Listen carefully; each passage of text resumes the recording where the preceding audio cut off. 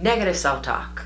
We've all got it. We all have an inner critic that loves to rage and tell us how we're not good enough, how we don't do enough, how we need to be perfect, how we've got to hustle for our worthiness. We've all got negative self-talk going on. And the question becomes, how do you not listen to that inner critic who is constantly telling you that you will never be enough? How do you do that? So in today's video, I'm going to teach you 3 strategies you can use to eliminate negative self-talk. Hi, I'm Cassandra Vaughn, and this is Cassandra Vaughn TV, a life redesign channel for women in their 30s, 40s, and 50s who want to rebuild their minds, redesign their lives, and re-establish their powerful sense of self-worth. If you're a woman in your 30s, 40s, or 50s, and you are ready to rebuild your life, meaning you are ready to put on the crown, to reclaim the throne, and to rule your kingdom, click subscribe and click the bell, and you'll be alerted every time there's a new video, and they will all relate to you. So let's get down to business. Everybody, and I mean everybody, has an inner critic. And the inner critic's number 1 tool is negative self-talk. And so if we want to get rid of our inner critic, when I say get rid of, I don't mean destroy it, annihilate it. You're never going to fully get rid of your inner critic. But if you want to reduce drastically the level of power that your inner critic is having on your life, you've got to take away its tools. Now, I wrote this book called Fire Your Inner Critic, Find Your Inner Badass, and Finally Build Your Business. This is geared specifically to wanting to build a business. So you've got to what? Fire your inner critic, find your inner badass, and finally build your business. But I want to talk to you about something I said in the book, which relates to what we're talking about today's video. And what I said was, here are 5 signs that your inner critic is running the show of your life and keeping you from building a successful business. 1, negative self-talk. You're plagued by negative self-talk when it comes to starting a business. 2, negative people. You surround yourself with people close to you who doubt, question, or criticize your business dream on a regular basis. Wrong circle. 3, playing small. You play small in your business by charging low prices, accepting clients your inner badass would never take on, hiding your gifts, or downplaying what you do in the entrepreneurial world. 4, the double P.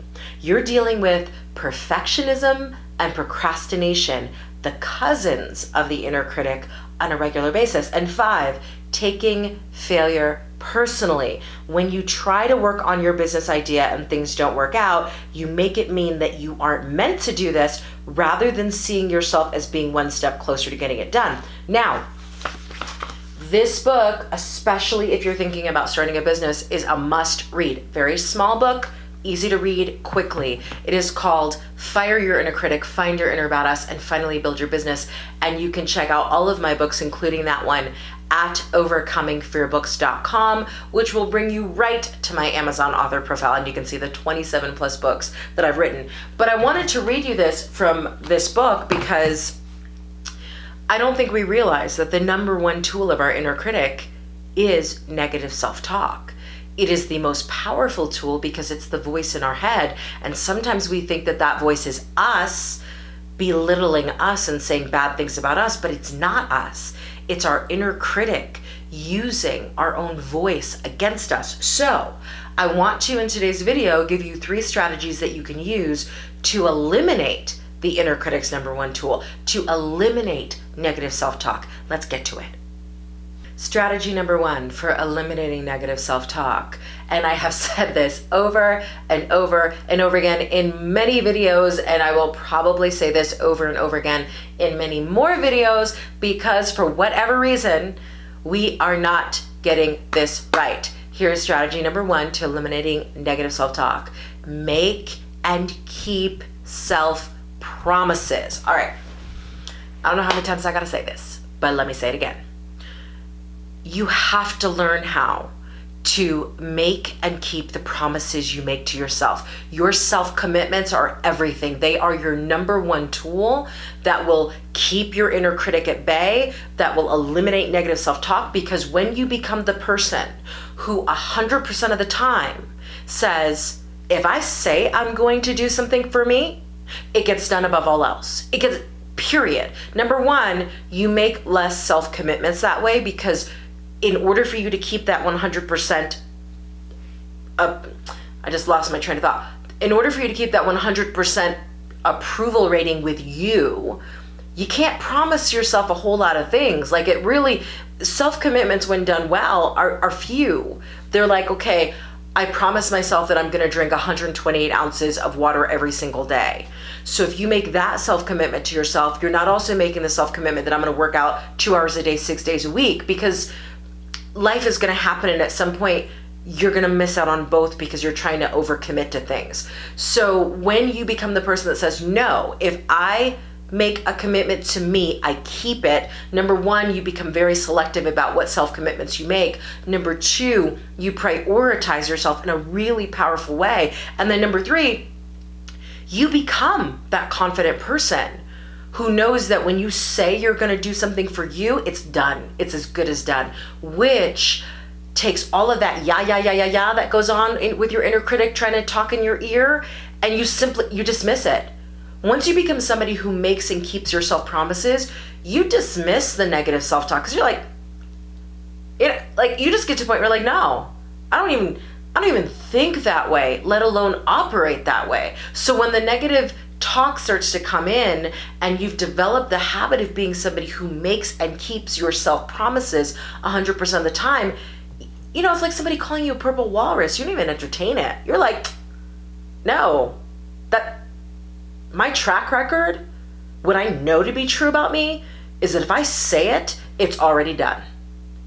So this is the first strategy, and really it takes practice, it takes work. You are going to fail at it a lot in the beginning, but here's what I want you to do. Comment below and make a commitment to yourself in the comments below. Tell me one small self-promise or commitment that you're gonna make from this day forward, beginning with today right now, that you are going to use as practice to build your ability to make and keep self-promises to yourself. So comment below, tell me what's one commitment that you're making to yourself that you will do from this day forward, and practice that. Comment below and tell me what it is. Strategy number 2 is tell yourself who you are constantly. So this requires a little bit of reflection, but also a commitment to a daily practice of going into the mirror and doing affirmations. Literally, who are you? I mean, really, who do you know yourself to be? So there is this whole burning bush thing that happens in the Bible with Moses, right? Moses, and again, once again, I do biblical references because I was raised really learning the Bible, but this is for anyone to get the metaphor of this. You do not have to be biblically inclined or spiritually inclined, but I want you to get the metaphor of what that lesson teaches. So Moses goes to the burning bush, right? And the burning bush represents God.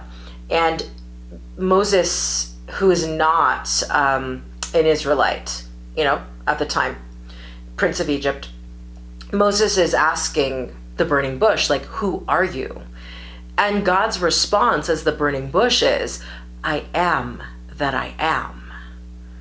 I am that I am. So this strategy, tell yourself who you are constantly, really requires you to define who that is for yourself. You don't need a burning bush to figure out who you are, but what you do need to get clear on is, who are you really?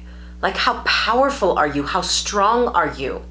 That statement, I am that I am, is an affirmation in and of itself, because what that says is, I am all of me, and the expanse of that is endless.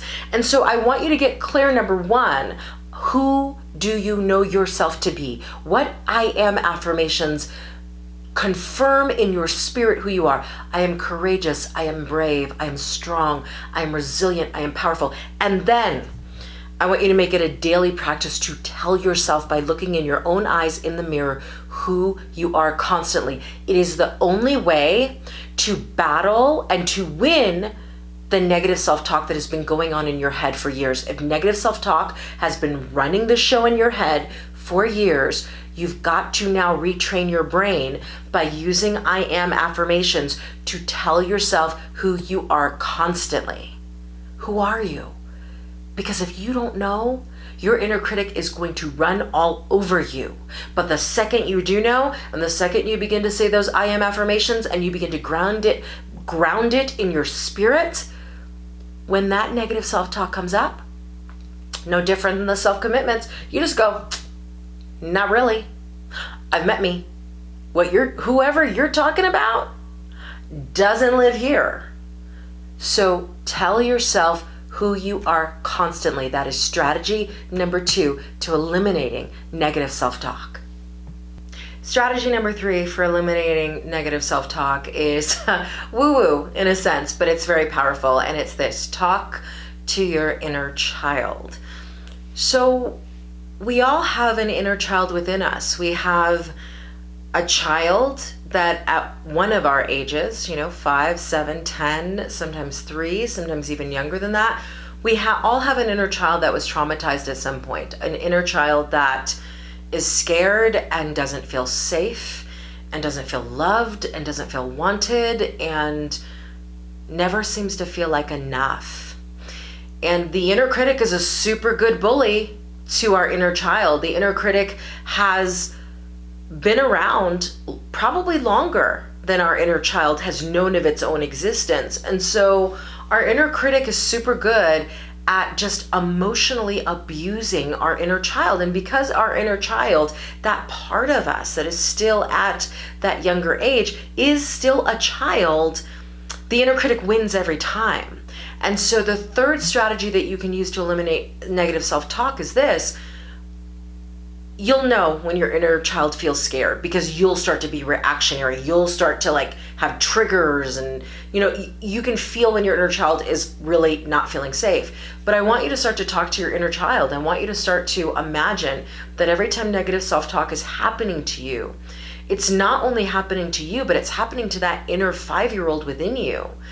And if an adult was speaking to a 5-year-old, your 5-year-old, the way that your inner critic is bullying you, what would you then say to that 5-year-old to calm them down, to help them feel safe, to nurture them, to convince them that whatever they've just been told, it's not true, it's a lie? What would you say? I want you on a regular basis to speak to your inner child that way and to say to your inner child, no, you are worthy, you are beautiful, you are smart. I've got your back. You're safe with me. I'm not going anywhere. Don't worry about what the inner critic is saying. Don't listen to that, because that is not who you are, and we're in this together, and I'm going to protect you. You see, those words may sound like they're, woo-woo and out there, and I'm just talking to myself, and isn't it crazy I'm talking to myself? No, you'll notice that when you begin to talk to your inner child that way, your inner child starts to feel safe, which means you start to feel safe. Your inner child begins to feel loved, you start to feel loved. You become more powerful the more you can nurture and support your inner child, because so long as your inner child is throwing temper tantrums and raging on the side and feeling afraid and feeling trapped and feeling abused, you're feeling that way too.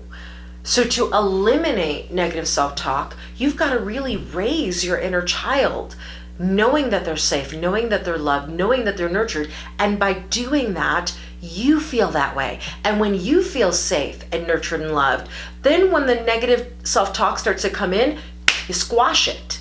You squash it because you're safe enough to do that. You squash it because you're nurtured enough to know better than what that negative self-talk is telling you.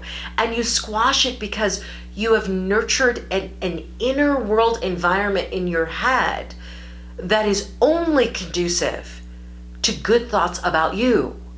So negative thoughts become some foreign agent that when it comes in, you shut it down. But you've got to begin working with your inner child in order to do that. So there's your third strategy. Talk to your inner child.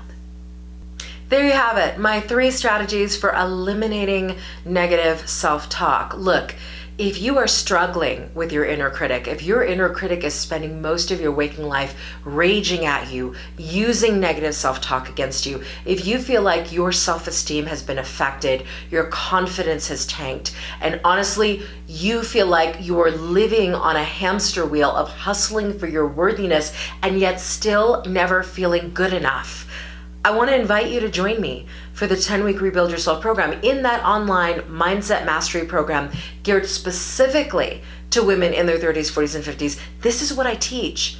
How to put the inner critic in its proper place, how to put fear and self-doubt and shame in its proper place, and how to rebuild your mindset so that no matter what life throws your way, no matter what amount of negative self-talk is happening, you still remember who the hell you are.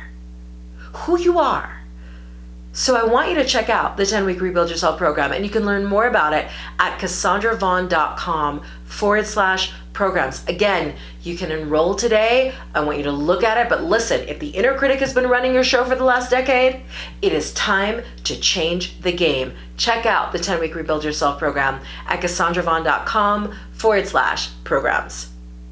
So if this video was helpful, please give it a thumbs up and share it with your friends. Thank you for watching and have an amazing week.